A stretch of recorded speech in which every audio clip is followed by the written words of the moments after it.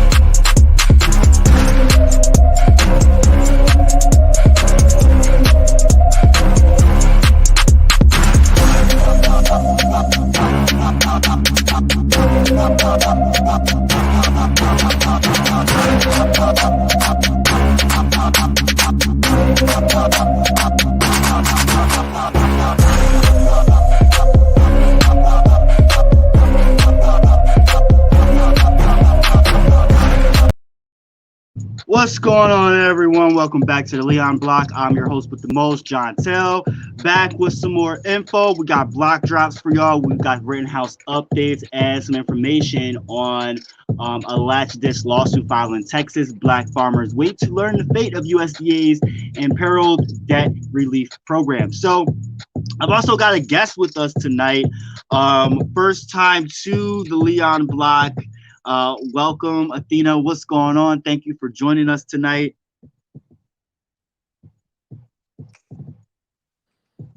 Hello. You there? Hi there. Hi. I was like, where's that? Thank you for being a guest on the show tonight. Actually, we were just shooting the shit anyway, talking about some great ideas, and I said, you know what? Because you were gonna get into Rittenhouse, and I was like, you know what? Just hold that thought, because I wanted to talk about his dumbass anyway while we were at it. So I figured it would be the perfect time. The dumbass judge. Let's not forget. Oh my God, yeah. Yes, let's not forget. So first off, he said something to the prosecution, right? The prosecution will be on our side. Dumbass prosecution. Right. Right. First of all, the guy seems really nice, but he's not really going hard in the paint for us, it seems.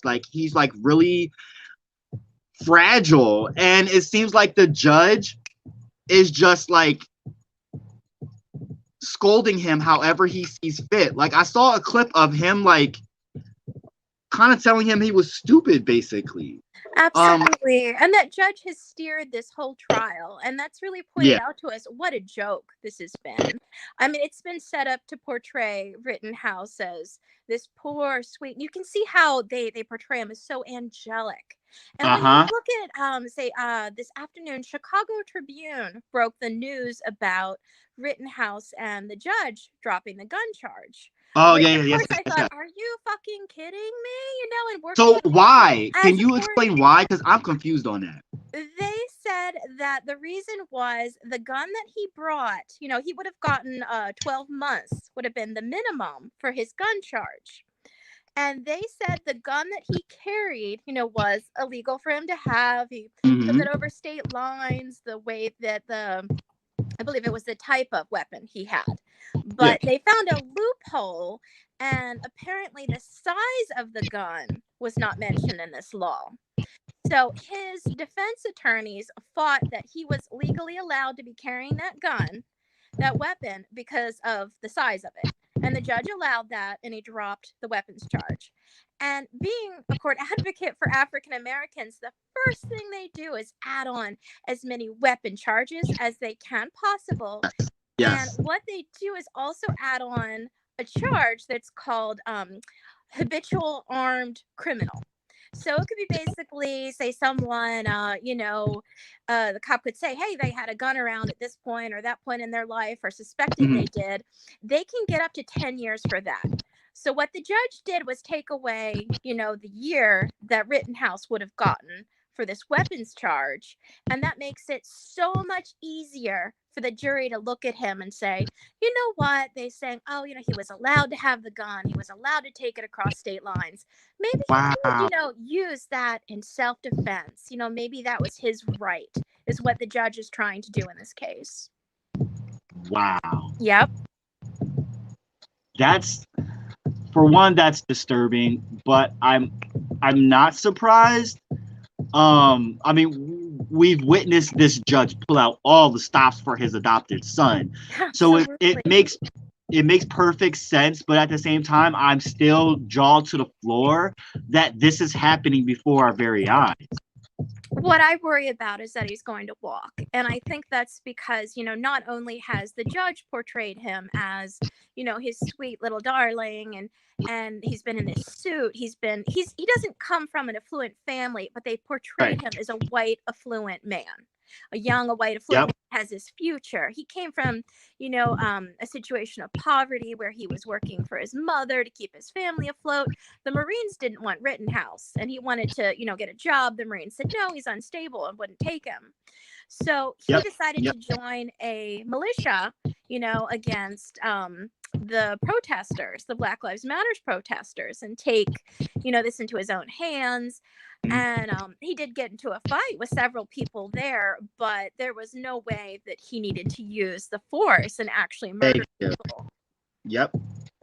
I mean, he had no business going there to begin with, but if we want to go down the whole argument, like the prosecution defense is gone, and we want to be like technical about things, he still had no right in being there whatsoever. It doesn't matter how you cut it.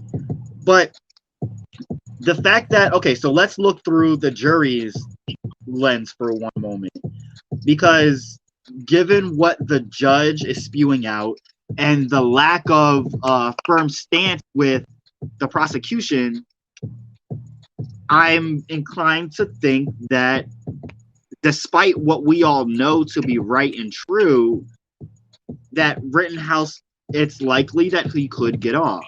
I think so too. And I mean, looking at the media, they're not helping us, which is unfortunate. I'm a big fan of the Chicago Tribune. I'm a big fan of the Washington Post. But the problem is they're contributing with that sweet baby face, with that, that innocent, wide-eyed doe look. That's the picture they portray. They don't portray, and actually show the victims. How come we haven't heard from the victims' family in the media? How come we haven't, heard more about the victims' lives? We've been told, in this trial. For one, were any of the victims' family members able to speak during the trial? Not that I've actually heard of. No, they've been villainized, if anything. But why is Rittenhouse able to come up on the stand, but none of the family members are able to come up on the stand of Rosenbaum or the two others? How come they weren't? The only thing I heard of was the one paramedic who did survive that Rittenhouse shot. He did come up to the stand, I believe, but I didn't hear of anyone else. So that's interesting, because as we saw with the Chauvin trial, there were multiple witnesses that came up and testified. So I'm curious as to why this is so different. The judge didn't allow it. The thing is, the judge has so much power. And if he looks at a line of witnesses, what he can do is say, okay, this is the girlfriend of so-and-so. He said, okay, well, that's an unreliable witness, is what judges can do. And so he'll point to someone and say, no, we don't want them up on the stand because, say, maybe they had a felony.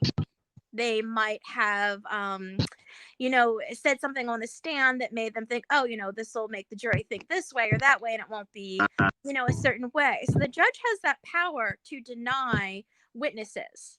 And the judge, like you said, is bent over backwards. And we've all kind of said this trial is a complete joke.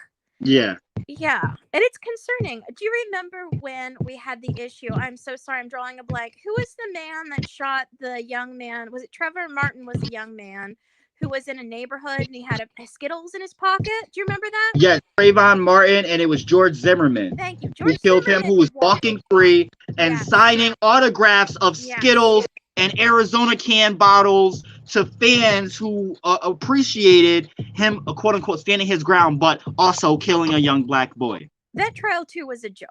He was set up to be portrayed as self-defense, as a hero, as a man who was protecting his neighborhood. And that's what they're setting up Rittenhouse. They're portraying him as Mr. Sweetheart, as Mr. Babyface, as somebody who wanted to do right by his mother and by his country. And when they did that to George Zimmerman and he walked, the media too decided to further divide our country. I remember crying because I looked at a picture of the cover of Time magazine was a picture of a black man frowning over George Zimmerman getting off and a white man smiling. And I thought, how dare they? How dare they try to separate us even further by saying this is the way we're supposed to feel by our race? Isn't that disgusting? I think it is disgusting, but I also think that it's scarily very true for a lot of people. Like when they see that image, it probably just like stuck out to them. Like, wow, this is very sobering. Yes, either way, terrifying to think of that as our society, that we're that. But divided. The thing is, like, to provide that image without context doesn't do it any justice as well. Right. And that's what I think we're going to see with Rittenhouse. I think you're right. And I think he's going to walk, or he's going to get a very, very lenient sentence. We didn't really get true justice with, the murder of George Floyd. We didn't get true justice with, I'm sorry, you probably will remember a little better than I do because you're such a media genius here with all of these stories. Who was the woman in Texas? She was an ex-cop and she shot her black neighbor. She got a very lenient sentence. What? Yes. She was an ex-cop, and what she did was she walked into the apartment of her black. I know who you're. Okay, so what was her name? Casey something, and the neighbor was a black man. But the thing is, she knew him prior to that, not just as a neighbor, but they dated once. They went on a fucking date. So the fact that no, it didn't make sense. But she used her notoriety, her name, to justify her actions, and she got off. And it's like, what the fuck? Yes, she has 10 years, but she got off a lot earlier than that.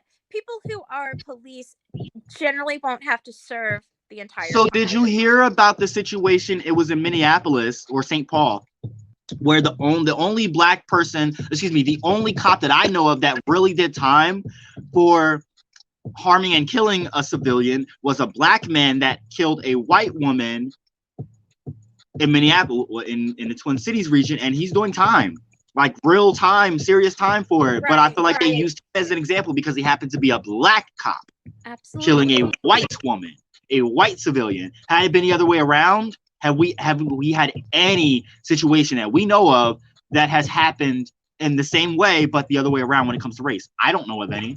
I can't name any either. There's nothing in national news. And working with smaller cases, with what I've been doing with my project and working in courts, I will tell you this. The same crimes, say someone goes in for a robbery and they're white, compared to the exact same crime or accusation, sometimes there's absolutely no proof. There's simply someone got stopped by the cops and said, you look an awful lot like the suspect. I've gotten that a dozen times. Like, and it's frustrating. But go ahead. The same charges have very different consequences depending on your race. And that's very, very common. We look at so many cases, there was Brock Turner who was in for 6 months, and the cops said, okay, we don't want to ruin this man's future. He did this horrific drugging and rape of this woman, and there were witnesses, and it was something we were all disgusted by. But the fact that he got, 6 months because the judge said, no, this is a guy, he'll probably go to Yale. He's on a swim team. We can't ruin this guy's future. The fact we have so many black men in prison that end up serving decades, 30, 40, 50 years, only later to be exonerated by DNA and proclaimed innocent for, being accused of raping white women, tells us something that our society's really, really sick. Really sick, yes. Very sick, yes. Talk about. There's him in his cookie book. Right? I knew it was cookies that he was looking at. You really are sitting there. That shows how serious he takes this trial and penalizing Kyle Rittenhouse. He doesn't seek to penalize him at all. What he wants as a judge is to get reelected. He's in a county that is, I think I looked at the statistics of that county. I think it's 88% or maybe a little bit more white. And he's coming up for reelection.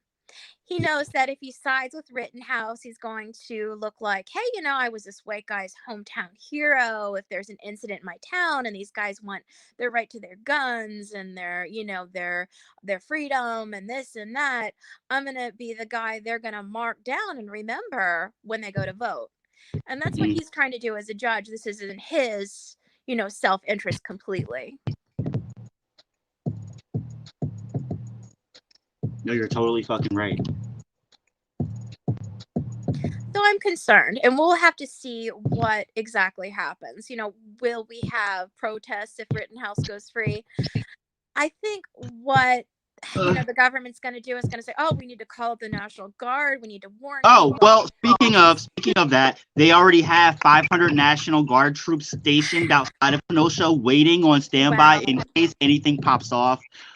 From now till Friday. Of course. I mean, God forbid people peacefully protest or, get a permit and do something. That's the thing that bothers me so much about the idea of, okay, let's always call out the National Guard or let's get the cops, is that they're the ones that end up causing these issues with protests. When we had our protests for George Floyd, it was the cops driving cars into people. It was the cops putting out bricks saying, okay, go ahead, make the first move and then we can start shooting at you.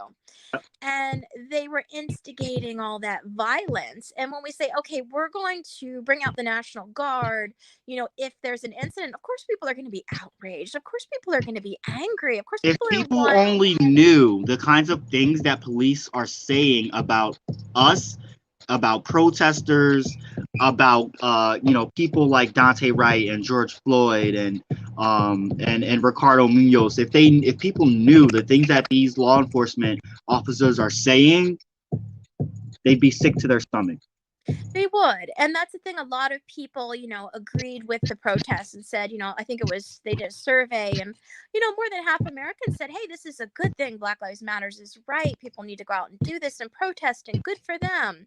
And it was nice to see that. I remember my parents from a different generation. I said, Mom, I'm going to go protest this. This is bad. My mom said, you're doing the right thing. I'll help you guys make masks. You protesters will need masks, and it made me smile that, they really looked at that and said, hey, that's the right thing to do. But the thing is, like you said, when we focus on what the police have to say about, what we're doing, my own experience with police officers was they tried to give me a lot of white supremacist propaganda in reply to my protesting. And I don't know if I told you that. I think I might have mentioned that was something people really tried to share with me, was the idea, this idea of trying to convince me that all Black people are criminals.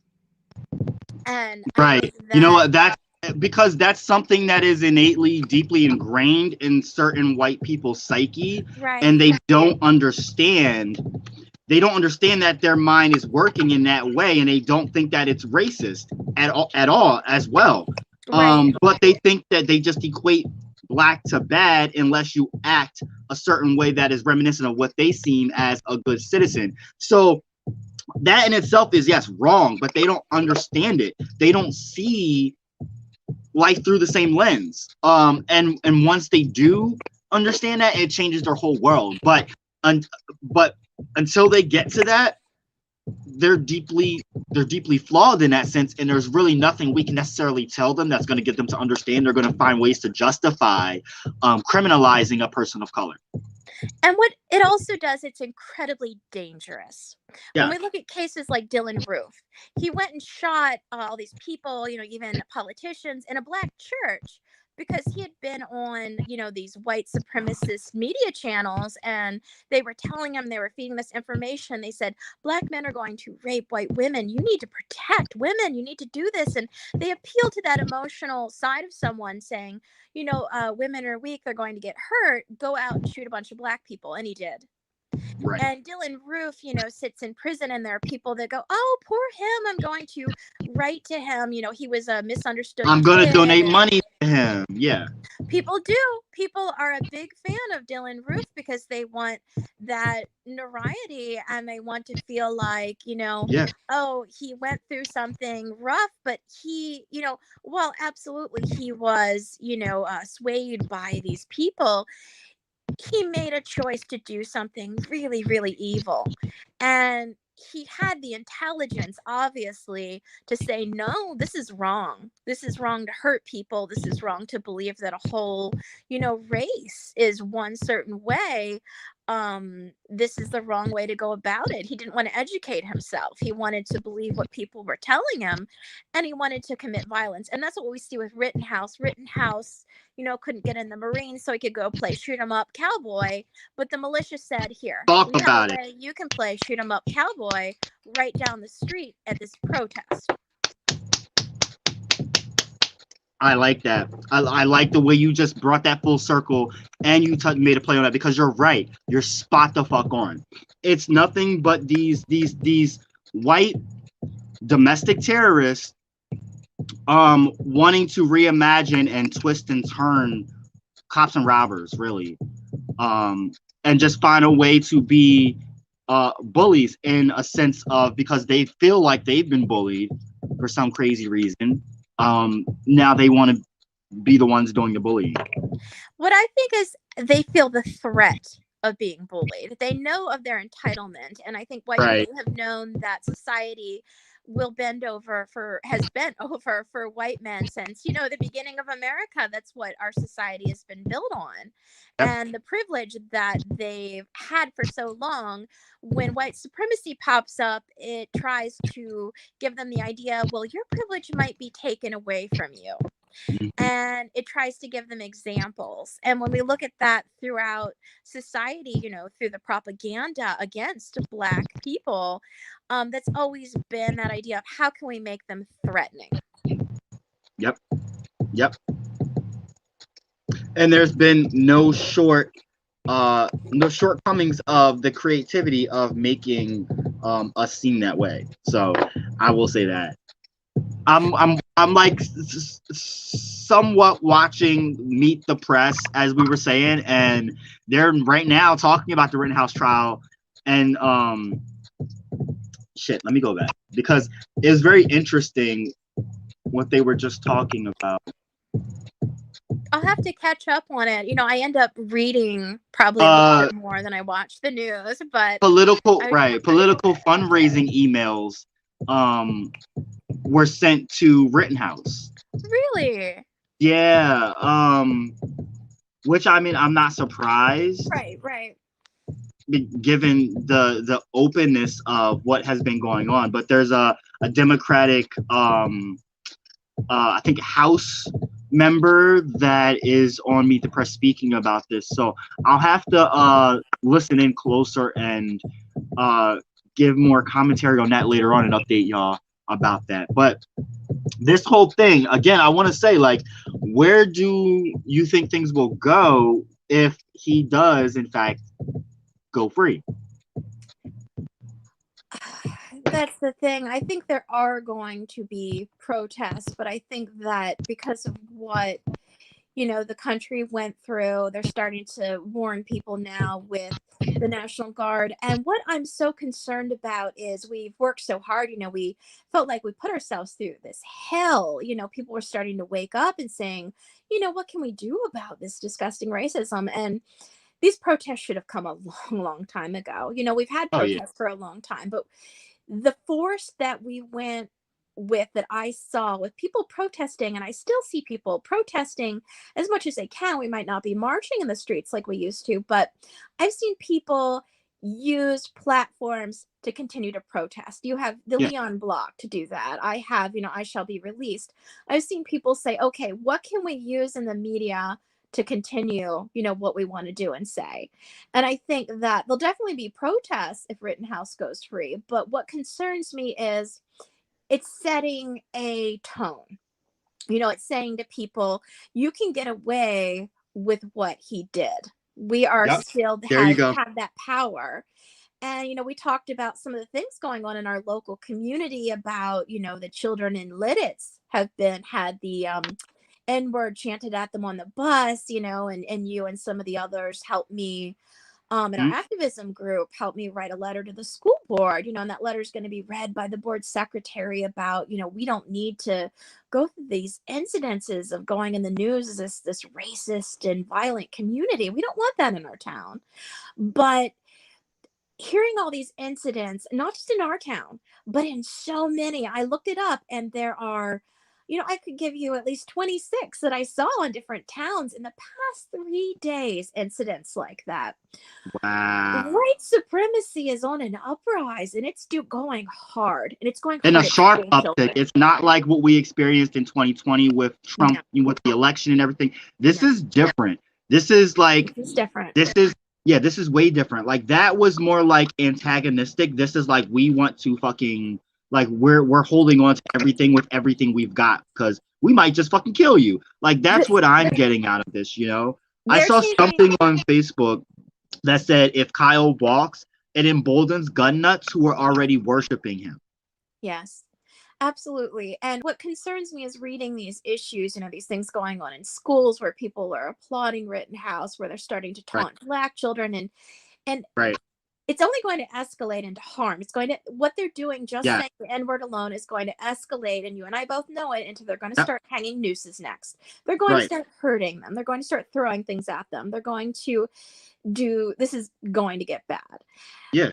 The white supremacists are targeting and indoctrinating children, and it's straight from Hitler's playbook. And Trump went so far with it that he had such a pushback.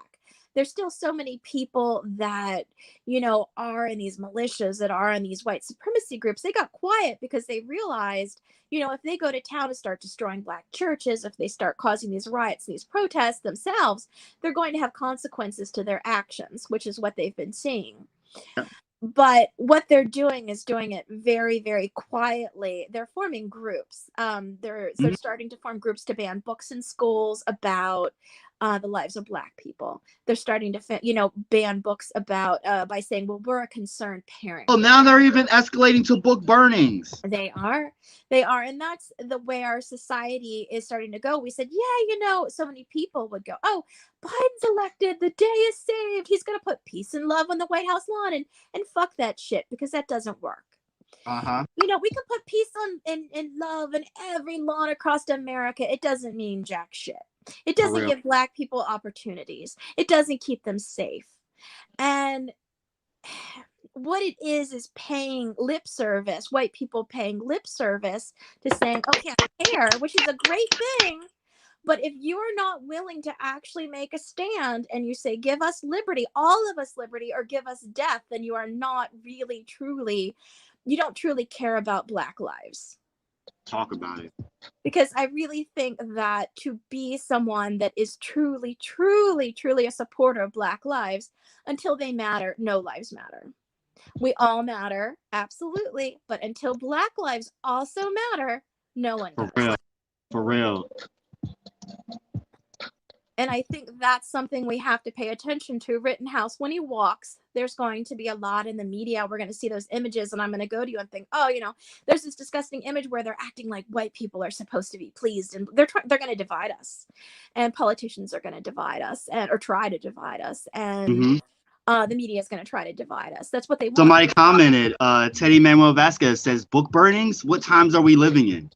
Absolutely. For real, yes, they are burning books. They have escalated because they don't want, it's not so much, we don't want our kids learning about Black people. It's, we don't want our kids to learn about their own history. I think that's more what it is. They love misinformation so much that they want to continue that tradition of misinforming their kids because they want to misinform themselves. I think that's what I'm looking at.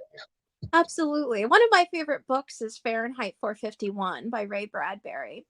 And when he talks about why this dystopian society started to burn books and why they started to ban books, was because they were making people feel. And when we read about, the lives of someone, and I've always loved to read, I've always felt like, I looked at a society around me and I always couldn't relate to what other people felt. But when I picked up a book, I could say, wow, the world's so much bigger than I am. So many other Right. people are dealing with so many things. And I could feel like I was a bigger part of the world. And they want, exactly, Nicole. Nicole said they don't want their kids to feel bad. They want Mm-hmm. their children to say, oh, okay, like you said with the judge, oh, my It's precious part of the son. entitlement. Yeah, absolutely. They don't want their children to feel. And when people learn that empathy, when they learn, okay, it's not just about me, we form a better world for Mm-hmm. others. And they want, their children to say, okay, it's all about us, our dynasty, our legacy. And that ends up being affluent white people. And they feel like, well, I can't just give anyone else a chance. And there's sort of that idea, that sick idea in our society that if we were to help each other, if we were to have equality, they would lose something. Oh yeah. I mean, in a sense, that is very true, but it's also necessary for all of us to live a good quality of life. But I think when you're prone to being the oppressor or being at the top, like you don't want to give up any kind of power. Right. But the tables are going to turn given the demographics, or have the potential to turn given the demographics, and that's why they're so scared. I think that's also why a lot of these poor white people cling to these billionaires and millionaires, because that still gives them some kind of semblance of their standing in the country. Right. You know what I mean? Like, oh well, Right. they're making it very well. They have the control of things, so it means that we're still good, even though we're still poor. Exactly. And I think they feel like it's the idea of, it's kind of like the idea of liking your favorite celebrity and wearing your hair like them. You feel closer to them. You feel more popular. You feel like you're a part of something. Yeah. And they want to feel like they belong. And with Mm-hmm. Rittenhouse, he wanted to feel like he belonged. He couldn't get into the Marines. He couldn't get into this or that. He felt like, okay, how can I still be a part of something? And that's why he did what he did. Oh, that picture of him and his crocodile tears. And that's the thing, going to court and watching people and hearing about, what they've gone through, and hearing about people being so honest sometimes too. I have a really good contact. I've been talking a lot about prison and racial tension within prisons, and how they handle things like Rittenhouse, and how they handle it when a white cop who murders Black youth goes into prison. And usually the first thing is the white cop goes, well, I'm getting picked on. I deserve to go to a special prison where I get this and that. And we look at the guy who he invaded the White House. He said, or the Capitol. He said he needed to go to a prison with organic food for his diet. He was God, yeah, I heard about that. It's the same thing as like all these like the police fraternal order of police are now saying that police should not be drug tested because it's an infringement on like their rights and everything. What the fuck? Yeah, I know. No, y'all are just like, y'all are the same as everybody else. Y'all need to get drug tested. And if you fail, you should get kicked the fuck out. But guess what? I bet all these cops are doing all the drugs that they confiscate. Oh, absolutely. And that's something too, talking to people incarcerated and writing down their stories. I've talked to dirty cops, and they absolutely confiscate drugs and do them, and they confiscate money. And what they do is sometimes if they see a Black youth and they find over $1,000, they're legally allowed, cops are legally allowed to take that and say, okay, no, this must be because you were doing a drug deal. That's my money now. And they put it in their pocket. And that's totally legally allowed in our society. And it happens a lot. Oh my God, really? Yep. Cops oh my God. Yep. I did not know that. Like, I thought there was, I thought they just stole it and there was some kind of process and they had to like book it and like tag it, like, oh, this money's this place, and then they just stole it and nobody checked. I thought that stuff just went unchecked. I didn't know they could literally just like, what? Cops are allowed to do a lot of things. They're allowed to lie to trick people into confessing, but you are not legally allowed to lie to a cop. See, that's the thing. Cops have always had, and kids, minors. That was an issue too. Yes. Was that minors? Like, I think Chicago just banned it. Like, where cops were doing this, like lying to kids the whole time, persuading them and doing all this stuff, and they had no clue. Their parents had no clue. Yeah. And it's problematic. We look at these issues with juveniles. In America, we can send away a juvenile, and it's typically Black juveniles. Say a Yep. 15-year-old gets, tricked by the cops into confessing. They go, okay, well, you have to sign this, and they keep them in a room for 2 days, yelling at them and screaming at them. Sometimes at that age, at 14, at 15, a kid might freak out, think, did I do this, and black out? What happened to me? Right. And they end up signing something, and they've signed their life away. Yep. And they realize when they're in prison, these cops lied to me. They tricked me. They got me to do whatever they wanted through this mental torture, not letting me go home, not letting me sleep, telling me they had all this evidence that I had some mental illness and must have done this. And it does absolutely happen in America. And now, we look at this, and our Supreme Court said, okay, we know we need to redo the cases of juveniles. We need to see if they're able to go free. And see, the thing is, a lot of us, many of us, black, white, whatever, don't really have an understanding of our legal system or how it works at all. Like I, for one, don't. So I think a lot of us are left in the dark with a lot of this information. And that's something, I've been grateful that I've been able to become a court advocate and learn that and help people, because people are so stressed out when they go to jail, when they go to prison, and they're losing out on their time, their families, their lives. Prison's a very violent environment, and there's very racist guards. I could tell you some stories, and I've overheard some things and seen some things working with people incarcerated that, at first I had to get this really tough skin because of the things that correctional officers yell at prisoners and the things they do to prisoners. I didn't handle well at first. Say something, there's a fight between, a correctional officer and a person incarcerated. The correctional officer always has so much power that they can claim, well, that person swung at me, that person did this, that person did that. They have pepper spray. They can wake up a person incarcerated, pepper spraying them in the face, throwing them into SAG, pulling them away from cameras and beating them. And then when it goes to, court or to trial, the person says, well, where are the cameras? I was beaten by this guard. They're like, oh, the cameras weren't in that area. We don't see anything. And, you're the one that was lying because you have this record. We're the ones that's right because we're the ones on the lawful side of society. And that happens a lot more. And I've heard that story and I've seen that story. And it was something that was heartbreaking and so hard for me to get used to. There were a couple times I thought, I cannot do this. I can't do what I'm doing. This is going to destroy me emotionally and I'm going to get very depressed. And there were times I did, but then I realized if I can save Black lives, I have to keep doing this. And you know what? We need more of that in every corner of this fight. So like you're doing that, here I am doing this. It's important for us to provide information and talk about our shared stories. So we actually are going to do more episodes where we dig into your accounts, going into places, and I actually am going to find a way to I'm going to put your link up. Actually send me a link and we'll get that up too, because I want to share your blog so people can understand what it exactly is that you do. And before we move on to block drops, I want you to let people know what it is that you do. Absolutely.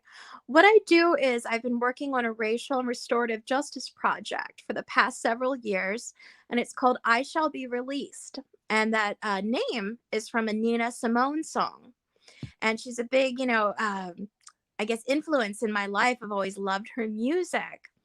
I wrote to a person incarcerated who was looking for someone to help him with information for publishing, for, an author who knew something about the publishing world. And he and I talked about social justice issues. I asked him about what he was writing. And I said, I want to keep helping African Americans. I feel like we've protested, but I'm not ready to go home. I'm not ready to stop. I'm never ready to stop this. I feel like I need to keep talking about it. And he said, what would be great is to talk about African Americans in prison and how many of us in here, what we go through with the abuse in here, what we go through compared to white people with the same charges, what we go through with the way that we're treated, by courts, by society, how we deal with things. and also write about the positive things, the redemption, the good that people go through, how people cope, how people survive, how people, what people's families are treated like. So I started the blog and, the website, and I said, okay, I'm going to tell people stories. I'm going to interview them. I'm going to talk about what they've gone through with their cases. I'm going to read the media stories. And when I read the media stories, I thought, these are so racist. These are saying, okay, well, there was a scary black man doing this. Compared to when they talk about a white person's crime, it's typically very empathetic and says, oh, there was a case and so cheated on this person. And they go into details about the person's life. When the media talks about a black person's crime, they make them sound as much like a gang member as possible, as much as a criminal as possible, as much as a cold-hearted. And they're less inclined to talk. They're less inclined to humanize them in any way. They can make it as generic as possible. Yes. Black female, they'll do that. Absolutely. So I wanted to write something positive and get to know people in prison and present them as people, working on rehabilitation, redemption, restorative justice, and changing their lives. And I'll go a little bit into restorative justice, since I know some people that's a new concept for them. Restorative justice reworks the way we look at crime. As our current American society, we say, okay, someone stole something. Let's throw them away for 20 years. Let's lock them up. And there's the key. And unfortunately, our society, if they are non-white, they're going to add on as many extra charges and give them as much time as possible. It's very, very typical within courts because they can't afford a lawyer, for one thing. They have a public defender who has a lot of cases on their hand, and they don't know the law. So sometimes judges take advantage of that. So judges, there's a lot of money in these prisons. Judges get kickbacks for putting people in prison. That was a big scandal for years, and in private prisons. Private prisons. I was just took it out of my mouth. Yep. Absolutely. But people are still making a lot of money off public prisons, off state prisons. It's, this $1 billion industry where if you look at where's all this money going, that's taxpayer money, that's money for the food. Prisoners have entertainment, they call it commissary, and they have these ways to message people and talk to people. So these families are, funneling all these money, these billions of dollars into prison. So it's got its own, people are making a lot of money off this. And that's where, people want to incarcerate people to make that money off of them. And again, that's not looking as people. It's looking at them as dollars. Yep. And also, unfortunately, as slaves. That's a whole nother aspect of things too. Have you seen the movie The 13th? I have, yes.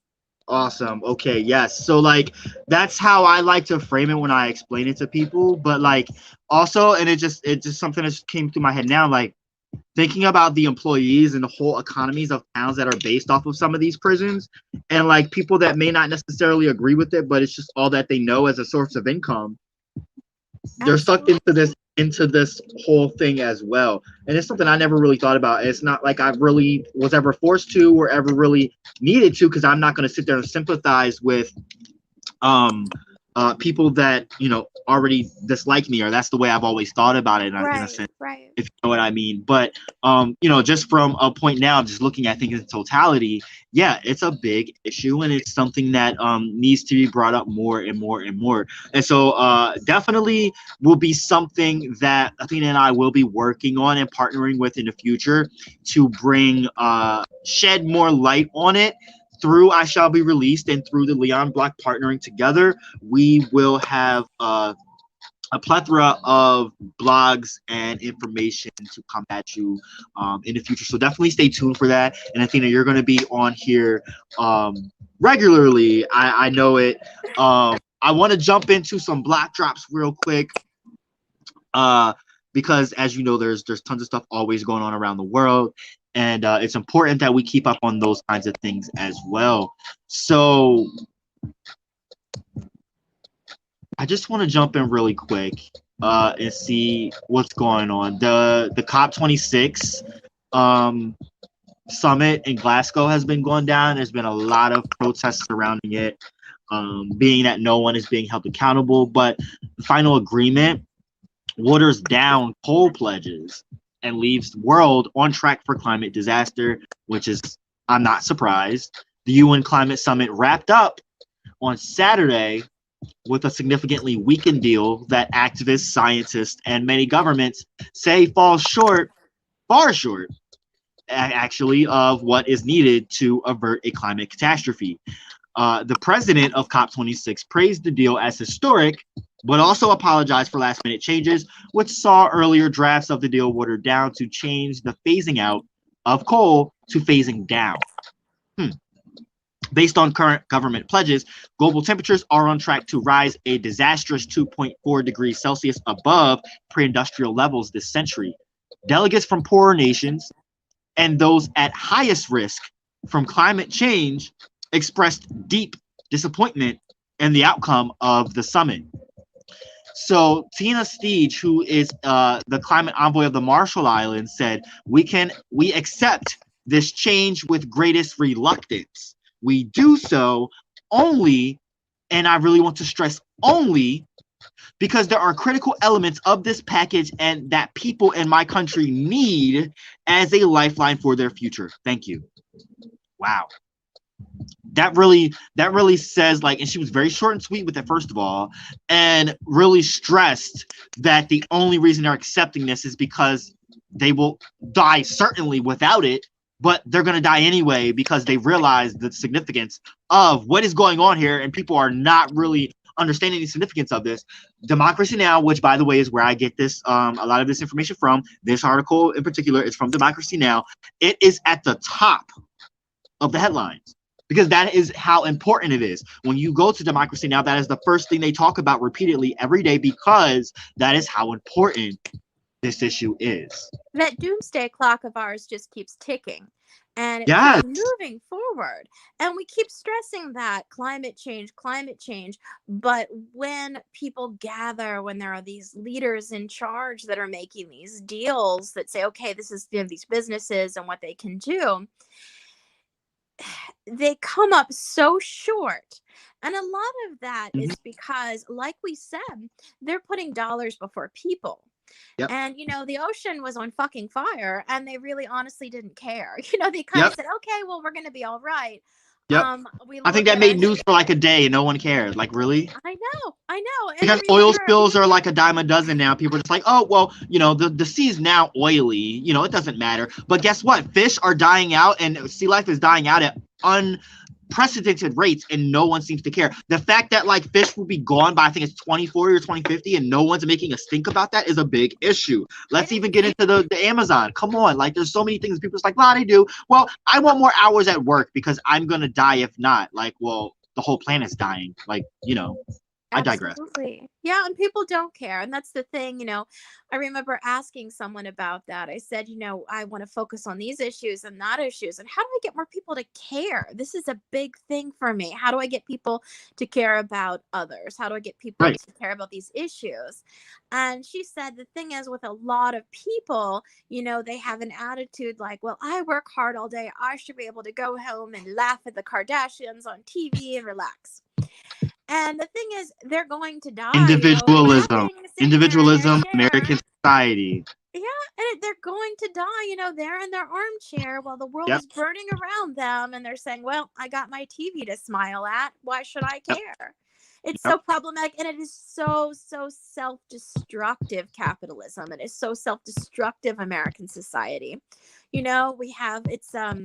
We joke about, the Roman Empire dying out. They had their bread and circuses. America has that right now with the reality TV shows and their fun and their games. But our society is dying.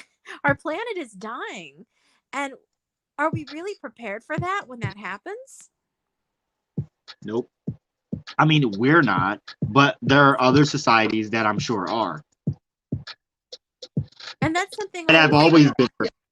I think about that a lot. I mean, I think about, okay, we talk about, can we go to other planets and can we do this? Can we do that? What can we do to save our future? And I don't think that when that time comes and we end up in our Mad Max dystopian, society of climate change getting so bad, we end up burning half the planet entirely up. I people aren't going to be ready for that. We look at how people handled the pandemic. They handled Talk it about so poorly. And we have that with climate change of people who want to deny it because they're afraid of it. They're afraid of what society is going to be like when that time comes, when that doomsday does come. They're going to stick their heads in the sand and say, no, everything's fine. I'm just going to watch my Kardashians. Thank you. it. And Yo, with the pandemic, we had that. We had people saying, no, I don't need to get a vaccine. I don't need to wear a mask. Coronavirus isn't real. It's just a cold. That's all it is. They didn't want to listen. And they don't want to listen about climate change either. nope. The only thing they'll listen to is someone that just wants to help further destroy the world with lies and deceit. And I'm not even just talking about Trump. I mean, we can talk about Elon Musk as well. I mean, there's so many, the Bolsonaro, there's so many different evil people in the world that people are blindly following. And it's disturbing, but I also understand it.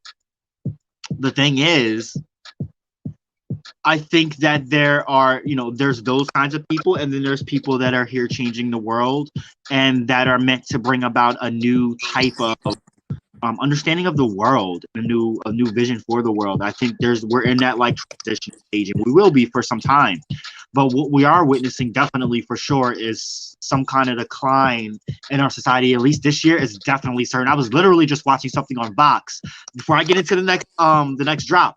About the supply chain and a breakdown of why it is the way it is, what's going on, and where it started and why. And just like, I mean, I knew this, but I didn't get a breakdown of it, and it was eye-opening. I will share that link with y'all when I get a chance. Don't worry, because y'all know how I am a sucker for this kind of stuff.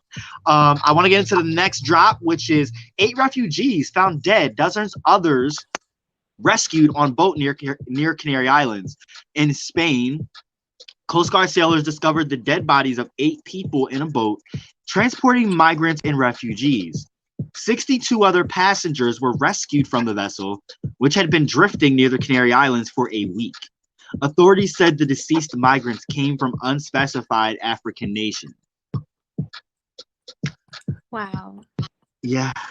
So this kind of for me reminds me of the story that I shared a few days ago, or the last time I did a block drop actually, pertaining to Belarus and their eastern border, because there are tons of people fleeing from Africa and the Middle East through Belarus trying to enter into Europe, migrants and refugees.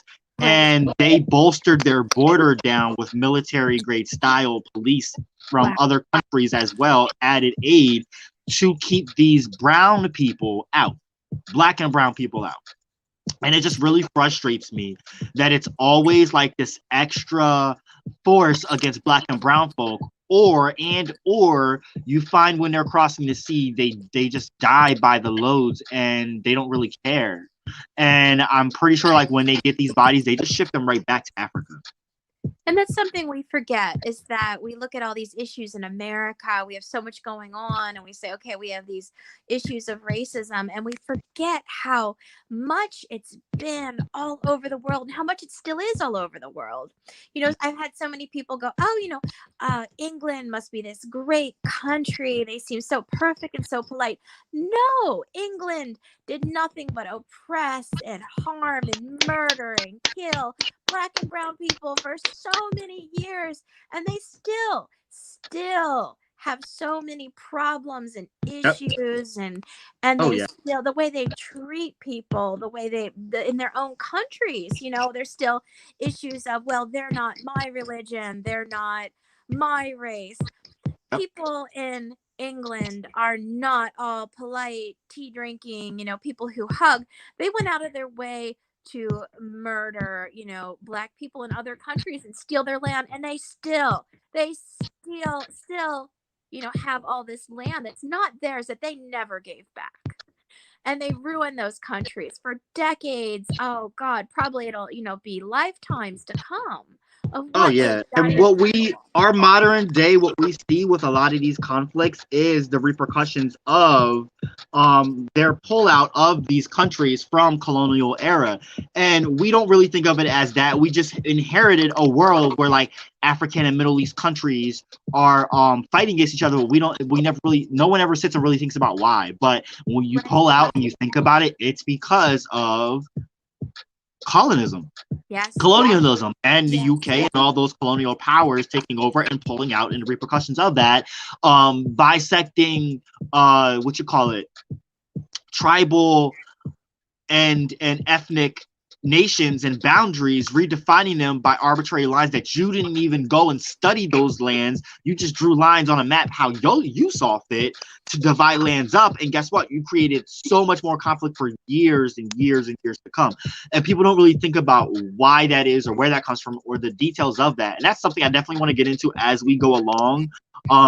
In the future, because I've kind of started a precursor to it, but there's so many episodes that could come from that. There's a few other news headlines that I'm not going to read too deep into, but I do want to touch on really quick. So, U.S. journalist Danny Fenster freed from Burmese prison, which deserves a round of applause. Also, journalists and minority Shia Muslims killed in Afghanistan blasts.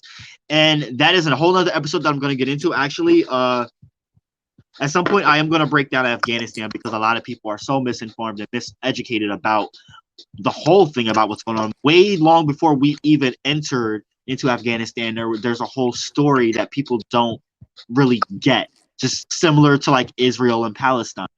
Schools closed in New Delhi due to toxic air quality.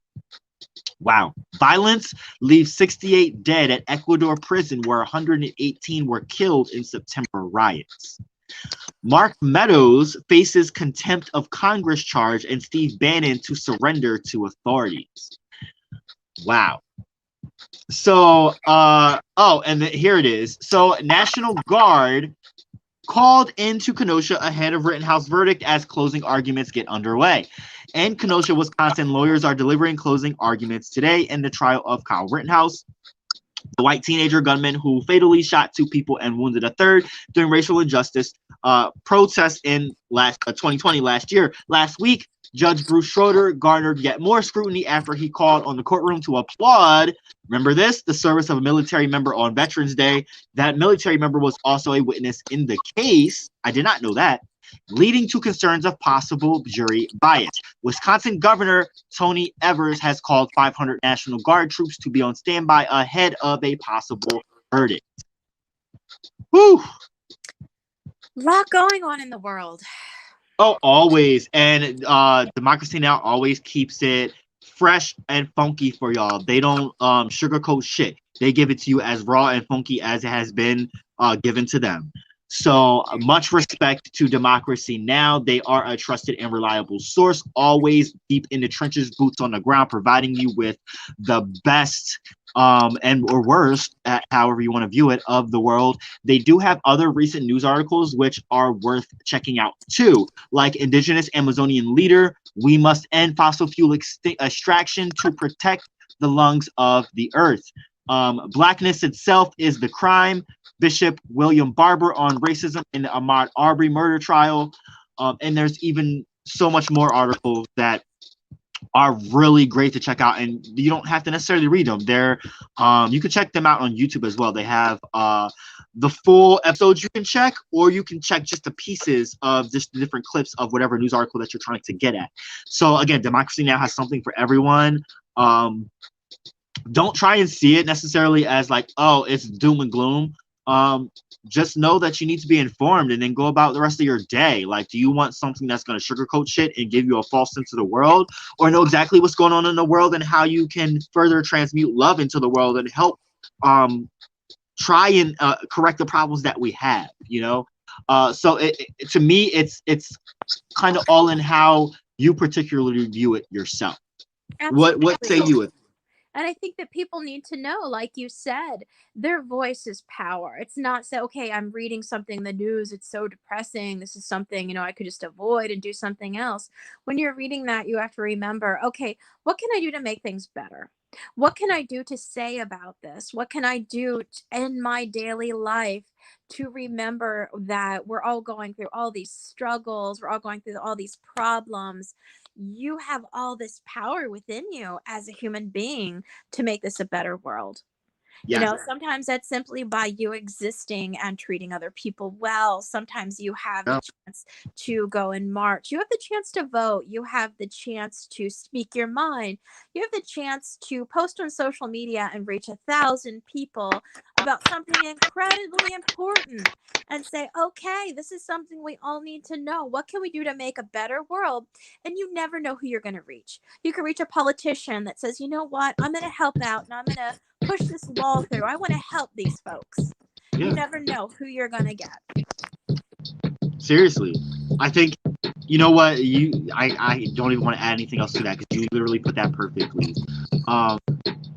I do want to get into the last piece here. Oh, I'm so sorry. Do you mind turning off your camera for me? Oh, sure. I didn't even realize your camera's there. You go. All right, so there we go. The last thing, it just like symmetry for me. Yeah. The last topic that I wanted to touch on for you all has to do with black farmers. And I talked about this before on a previous podcast, a couple actually, and we weren't sure what became of it. All we know is that, what was it, Athena? May or June, I think they made an announcement that they were going to pass this bill for a relief program to help black farmers. But by the end of the summer, I hadn't heard anything else about it. And I have been wondering ever since and just didn't get around to looking into it. And as y'all know, I work on a farm periodically, and I was talking to the boss that I have at the farm, and she was bringing it up. And I'm like, well, I haven't heard anything about it. And she's like, well, I think they did get that money. I'm like, Eli, I don't think they did. So I did an episode on it. And as I was researching, I hadn't found anything as of late. And when I did, shout out to Terrain Myrix from the Alcoholics podcast. I was on his show this past Friday, and we were actually talking about it. And his wife, the co-host, actually found an article that is recent. It's from the 26th of October, so it's fairly recent, giving context to the story and giving an update, actually, about what is going on. So, without further ado, after a last-ditch lawsuit is filed in Texas, black farmers wait to learn the fate of USDA's imperiled debt relief program. In a motion filed to intervene in the Miller versus Vilsack case against debt relief to farmers of color, the Federation of Southern Cooperatives argues that its members have compelling testimony that could bolster USDA's defense of the $5 billion program. So Marcus Batten follows politics closely. So when the Black Row Crop Farmer read headlines touting historic redress at the Department of Agriculture, followed by funding earmarked for farmers of color in the American Rescue Plan, Batten printed and analyzed the corresponding text of Section 1005 of the bill. He read every page, drinking it in like cold refreshment after a spell of unrelenting sun. That respite wouldn't last long. I can attest to the fact that it didn't last long for me either. There was so much hope inside that bill. They were talking about forming these committees to make sure that there was fair and equitable practices going on within the ranks of FSA. I read all this stuff. I'm like, yes, finally, they're going to do something that's righteous.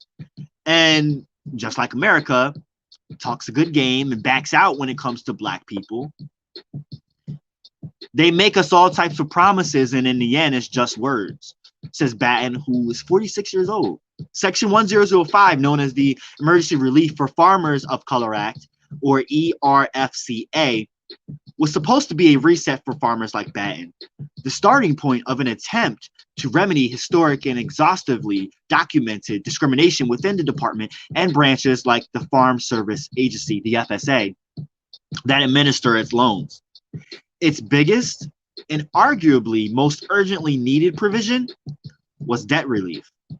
Congress appropriated $4 billion to the USDA to forgive direct and guaranteed loan debt for some 17,000 quote unquote socially disadvantaged farmers, whom the agency defines as Black, Hispanic, American Indian / Alaskan Native, Asian, and Pacific Islander. Not a penny has left its coffers for this purpose due to a bevy of lawsuits filed on behalf of white farmers who allege that the act discriminates against them. Those lawsuits have resulted in a temporary restraining order, a stopgap that immediately put the program on hold, and court-ordered injunctions that have halted what farmers of color describe as a financial lifeline. They make us all types of promises, and in the end, it's just words. The first preliminary injunction issued against the debt relief program came from a Florida federal court in mid-June.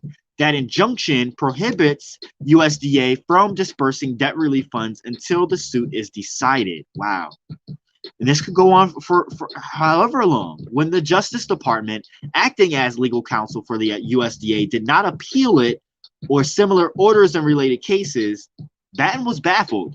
He said he received a letter from USDA in early October urging him to resume making payments on his more than $700,000 guaranteed loan debt. Wow, you got some fucking nerve. After notifying him this spring that he was eligible to have 100% of his debt canceled and 20% of related taxes cleared. Like, you're just fucking with people's emotions, just going up and down and like, really? I don't think we have the right people fighting for us, said Batten, who holds about $1 million in direct and guaranteed loan debt for his farm in Leesburg, Georgia. We need someone to be in the fight. We have skin in the game. He's hoping for a champion in the Federal of Southern Cooperatives. On October 12th, law firms representing the nonprofit association of about 20,000 mostly Black farmers and landowners filed a motion to intervene in the most prominent case opposing debt relief, Miller versus Vilsack. The suit was filed in April against USDA Secretary Tom Vilsack and by Republican Texas Agriculture Commissioner Sid Miller 1 month after the program was announced. Former Trump aide Stephen Miller and past Republican Representative Mark Meadows head America's First Legal, the group that filed the suit on behalf of the Texas Commissioner. You gotta be fucking kidding me. With this action, the Federation and its lawyers hope to strengthen the department's defense of the program by demonstrating the disastrous results of systemic USDA discrimination against farmers of color. They also intend to highlight the turmoil that failing to fulfill the promised program could bring. I need to pause here because this is... I'm like, as a Black man, I'm used to being put in a rock and a hard place, but this is a lifeline for people, and these are farmers. Yeah, they're Black farmers, and I'm not saying that in a bad way. Like, they're Black farmers, but they're farmers. Like, headache. Let me take a breath so I can get a drink real quick, because this is just, whew. Athena, you still there? Possibly, maybe not, maybe so. Yes, I guess you're on mute. Okay. So we would like for the judge to hear directly from our member farmers how much the delayed implementation of Section 1005 is impacting them. I don't think that's something that is realized in a real way. This will cause farm and land loss for many of the farmers, as well as the declarants involved in our motion to intervene, said Brian Blarkley, a spokesperson for the Federation. It's a rare move for the advocacy group. If its motion is granted, the Federation of Southern Cooperatives would become an equal party to the suit, making them co-defendants in the case. This means they would be able to participate in discovery, securing evidence, and verbal or written statements from witnesses to present in court. The decisions that USDA made not to appeal were strategic, said Dania Davey, Director of Land Retention and Advocacy at the Federation. Our situation, being an association of cooperatives and having a membership that's predominantly Black farmers, gives us the opportunity to have a lot of more access to a lot more evidence through our members' experiences than USDA would be privy to necessarily. We thought that our evidence would strengthen their ability to defend. So the 6 farmers named in the motion are only a handful of the group's many members who are eligible for loan forgiveness under Section 1005, some who carry substantial debt and have built their future farm plans, making arrangements for equipment, seeds, livestock, and fertilizer in anticipation of impending debt relief. So keep that in mind, because we're going to get into explaining an example of what one of these farmers is going through. So Batten, a member of the Federation, but not one of the 6 defendants, the 6 declarants, has been unable to farm at his usual scale for the past 2 years due to the outstanding debt with a USDA guaranteed lender. Those arrears pushed him to the brink of foreclosure, forcing him to file bankruptcy to prevent big seizure of 201 acres of his land. While he typically would farm up to 800 acres a year of peanuts, cotton, corn, wheat, and soybeans on a combination of owned and rented land, check this. This year, he's farming just 37 acres of soybeans. He rents those acres from a local farmer while he's renting out his own land to others so he can pay his debt. Batten said that because his direct loan funds from the FSA, which were needed at the start of the planting season in January, typically arrived late in April, May, or sometimes June.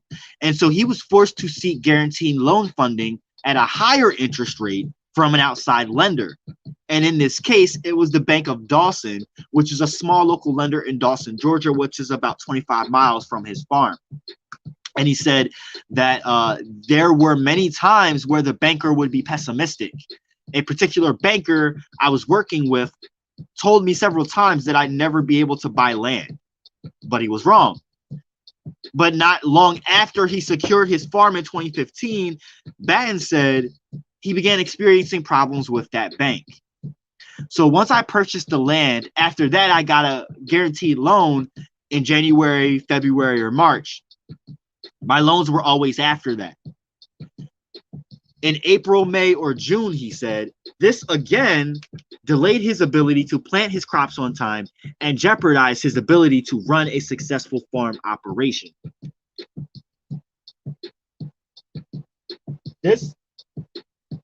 It's like we're always constantly getting the shitty end of the stick, right? Like, come on.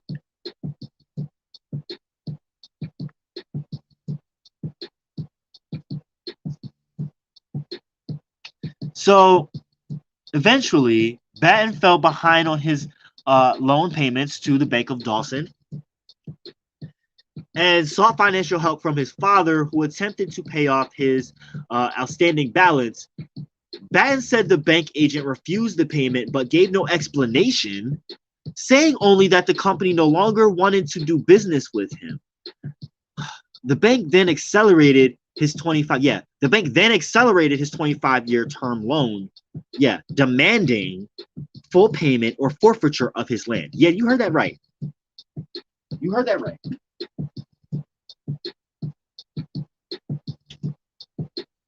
This honestly, and I read this full article earlier, obviously, and I was highly upset, and I'm clearly still upset, and I hope that you are too, because this is very frustrating.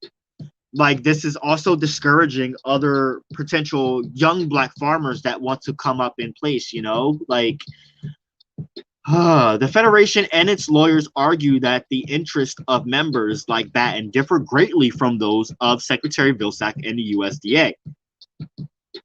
What's missing in the narrative about this is the actual discrimination against black farmers that led us to this point in the first place, said Winston and Strawn attorney Kobe Brinson, a partner in one of the several firms representing the Federation in its attempt to intervene. The discrimination against black farmers is so pervasive, so deep, and has caused such a negative financial impact that it is virtually impossible for the USDA to tell that story itself because it is a part of the same system. Some legal experts contend that USDA faces a slim chance of advancing the current debt relief program as it stands without jeopardizing other government programs that seek to remedy past discrimination. That makes sense. The current makeup of the Supreme Court, which makes sense, should the case go so far, does not seem favorable to win and could put in question the constitutionality of adjacent policies such as affirmative action. Makes sense. I don't think any of us are delusional about the uphill battle that this poses, but it's important to make sure that these farmer stories aren't lost in the discussions. These are real people we're talking about, and these are real consequences. The lawsuit filed on April 26th is currently pending in the Northern District of Texas, and under that jurisdiction, any party opposed to a motion may file a written response in 21 days. Lawyers for the Federation would then have 14 days to file a reply. As it stands, any opposed party must file a response to the Federation's October 12th motion to intervene by November 2nd, giving the Federation until tomorrow, actually, to respond November 16th. After that, the court could rule at any time. It could also order oral arguments before issuing its ruling, said Winston and Strawn attorney Chase Cooper, and he estimates that the U.S. District Judge Reed O'Connor may issue a ruling on the motion in late November or early December. So we may start to hear a little more about this in coming weeks.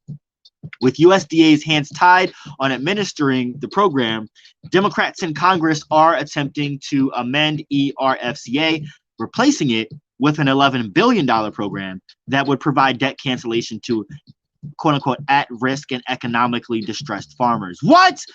You know what? We can't have nothing to ourselves without white people claiming discrimination, and I'm sick of this fucking shit. I really am. Excuse my outburst, but what the fuck? Let me start this paragraph over.